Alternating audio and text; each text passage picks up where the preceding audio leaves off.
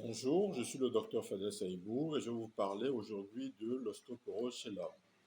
Donc, c'est une maladie osseuse caractérisée par une diminution de la densité minérale osseuse et une altération de la microstructure osseuse, entraînant une fragilité accrue et un risque élevé de fracture. Donc, les causes et facteurs de risque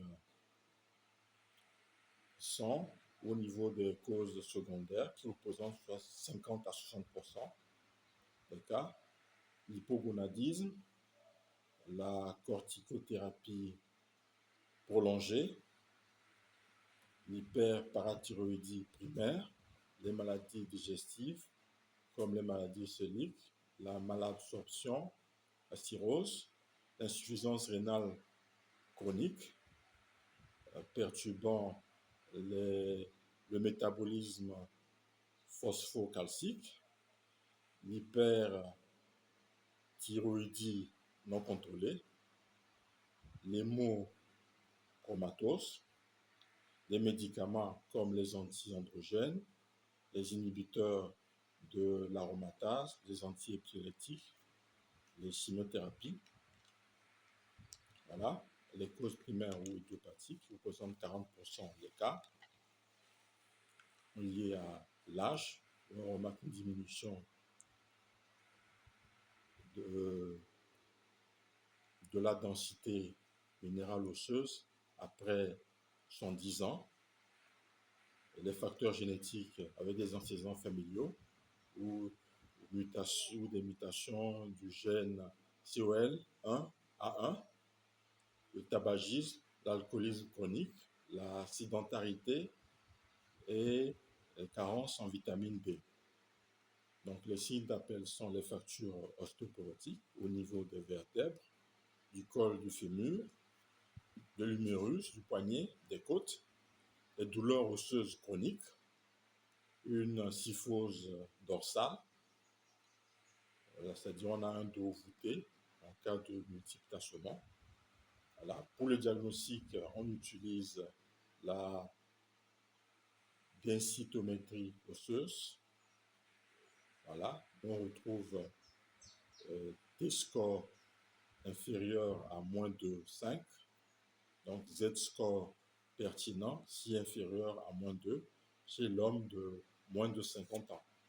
Donc pour la biologie, on vérifiera la calcémie, la phosphorémie, le PTH, le 25OH vitamine D, voilà, la testostérone, les marqueurs de remodelage osseux comme CTX, PINP, voilà. On peut recourir à la radiographie vertébrale, à la recherche de fractures asymptomatiques, à l'IRM, à la tête ou à la TDM, si suspicion de fracture vertébrale récente. Pour la prise en charge, il y a les mesures générales, notamment la supplémentation en calcium, donc autour de 1000 à 1200 mg par jour, et vitamine D autour de 800 à 2000 unités internationales par jour, à l'activité physique, c'est-à-dire au renforcement musculaire, la marche, aux exercices en charge, à l'arrêt du tabac et à la réduction de l'alcool. Donc, pour les traitements médicamenteux, on utilise les bisphosphonates. Ils sont très efficaces sur les réductions des risques de fracture au niveau des vertèbres et en dehors également. On peut utiliser l'anticorps monoclonal anti-RAC, qui est une alternative à l'intolérance aux bisphosphonates. Voilà, en traitement de deuxième ligne ou spécifique, on utilise en cas d'hypogonadisme la testostérone si le taux est bas et les symptômes cliniques sont présents. On utilise l'analogue de la PTH en cas de fracture multiple sévère ou échec des autres traitements. On utilise également l'anticorps anti-sclérostine qui stimule la formation osseuse et inhibe la résorption, donc est réservé aux formes sévères, mais avec un risque cardiovasculaire à évaluer.